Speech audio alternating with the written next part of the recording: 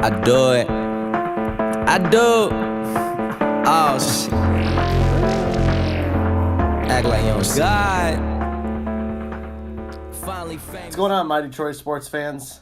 We're back here with another edition of the My Detroit Sports Show. I'm your host, Lance Nacho Martinez. You can follow me at Grand Theft Nacho. You can follow My Detroit Sports at My Detroit Sports or at My DET Sports for Instagram and Snapchat. I want to welcome you back. We were supposed to talk about the Red Wings with our insider Colo Garrett over at Colo's Corner. We're going to have to bump that because some big news.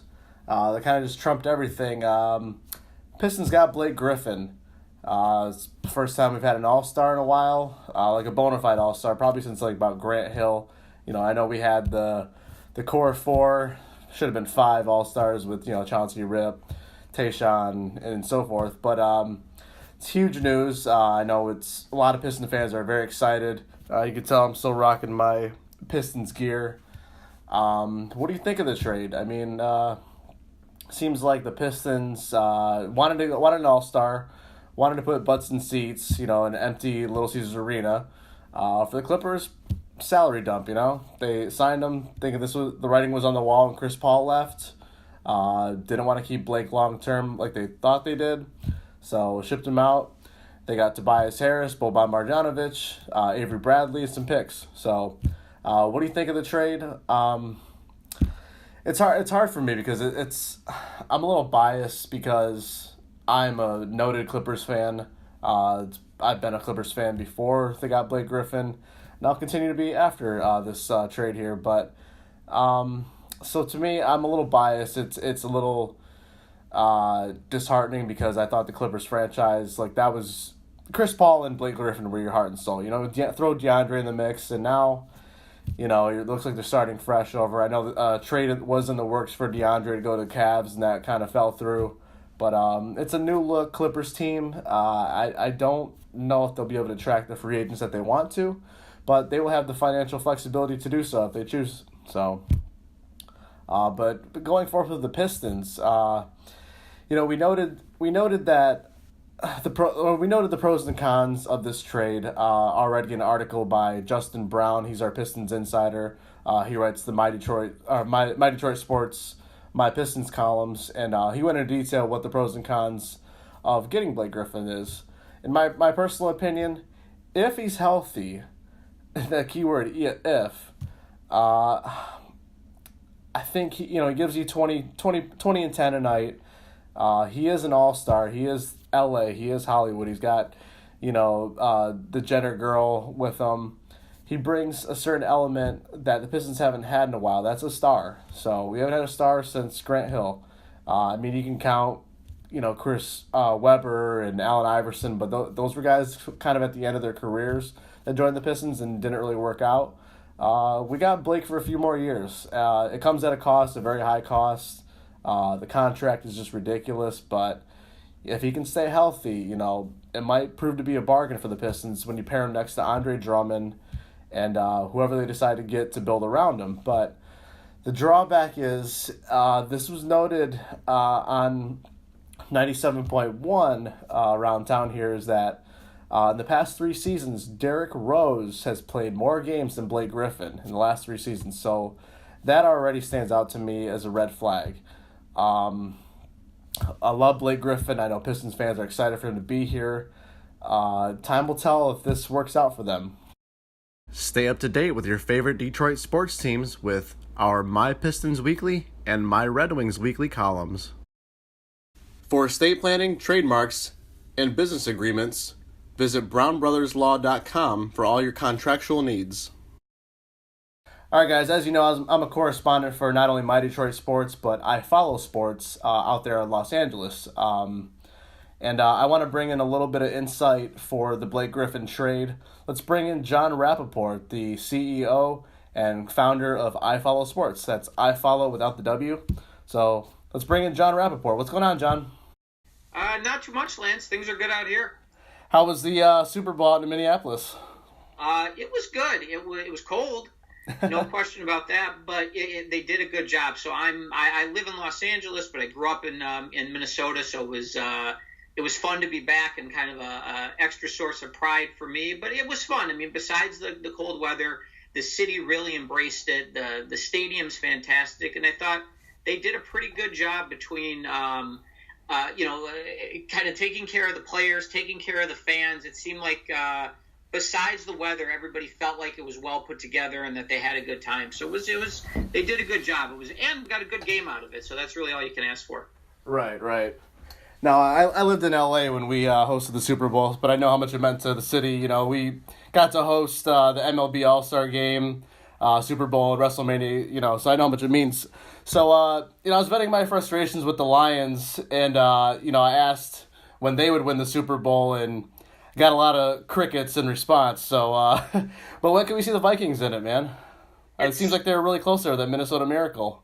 There's two answers to it for me. From a kind of football standpoint, you look at the team. They went 13-3 this year. They went to the NFC title game. They have a great defense. They have good skill position players. They have to get the quarterback figured out, but they have a good front office, good coach. You look at them and say, this team is right there.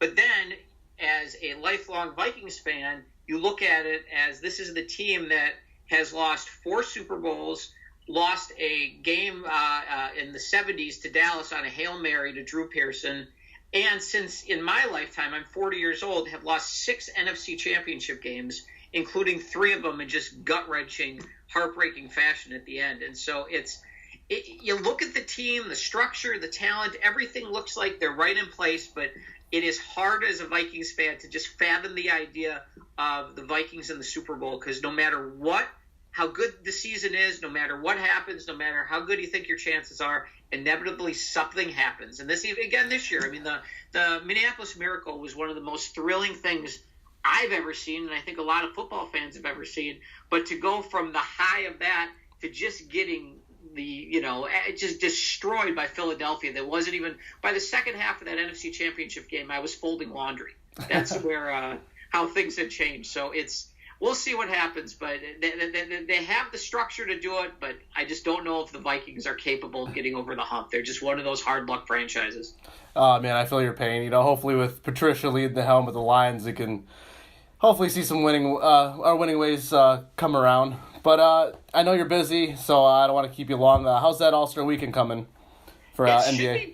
It should be good. Most of the players are in town because they only had 2 games last night. So other than that, I think the players really started to make their way here yesterday, and then the rest should be in today. And it's, All-Star games are interesting, as you know, because it's besides football, where where the Super Bowl is going to be years in advance, the All-Star games are really the main gathering place for the given sports, because with the World Series or the NBA Finals, you only know the teams who are going to be in and the hosting cities a couple days prior, so it's hard for people to plan for that. But that, years in advance who's hosting given All-Star games, so it really becomes kind of the equivalent of what the Super Bowl is for the NFL, where it's kind of the bringing together of current and former players and coaches and owners and media and all that type of stuff. And so it's a pretty fun event, and it's pretty cool actually for how spread out of a city LA is, how condensed the All-Star game is going to be, because as you know,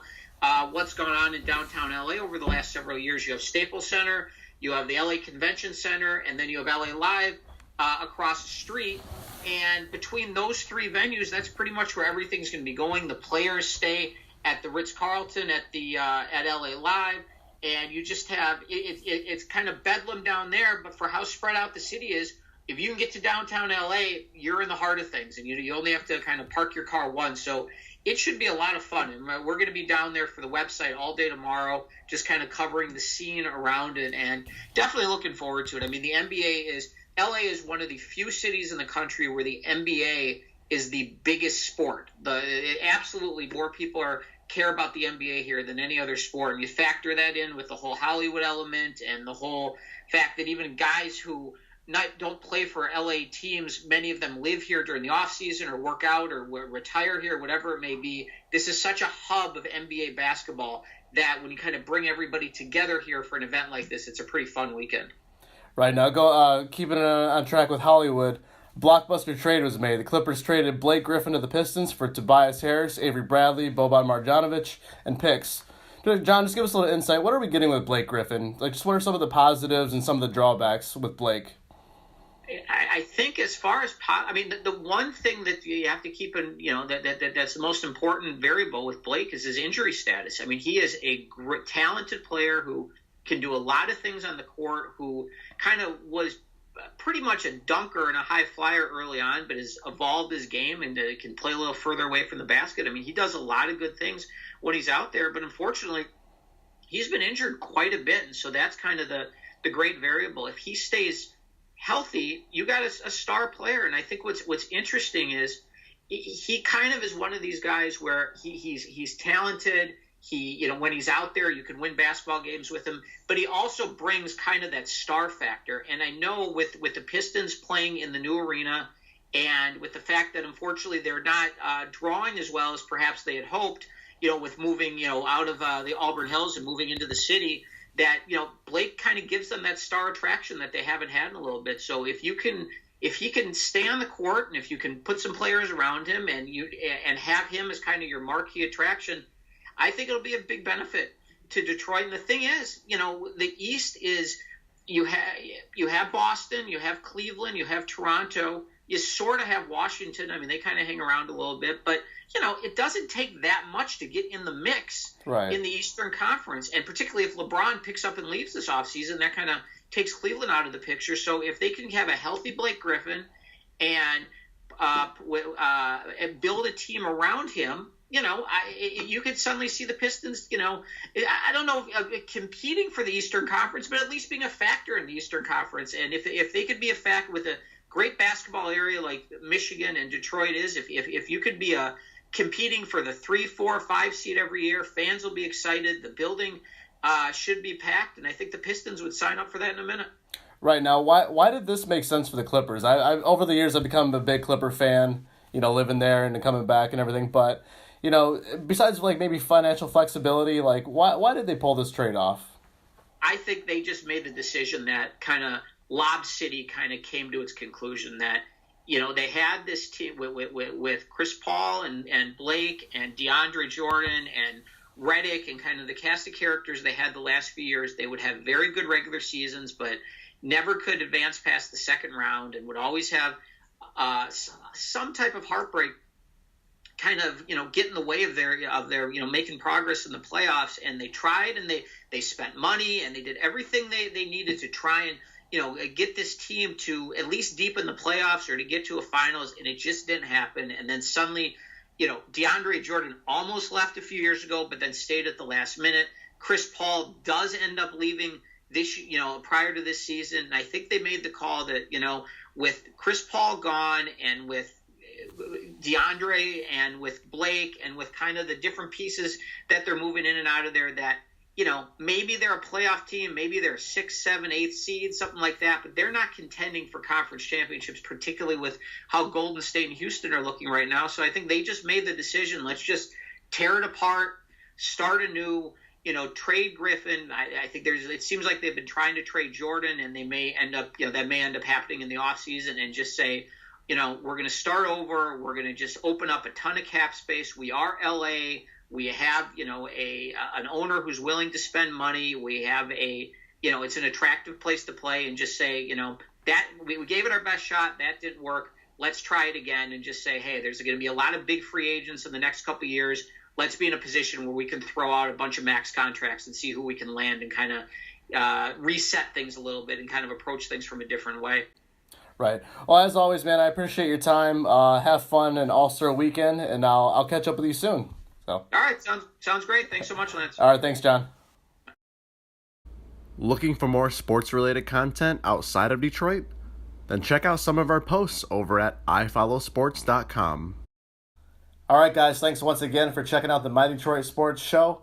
Up next, we're going to have Garrett over at Colo's Corner to provide a little bit of insight on the Red Wings going forth this season and maybe a little insight into their future. I want to announce that our next giveaway for the Pistons will be a Reggie Bullock signed photo. So make sure you're showing your Detroit basketball pride in our My Detroit Sports, My Pistons columns. And we'll talk to you soon.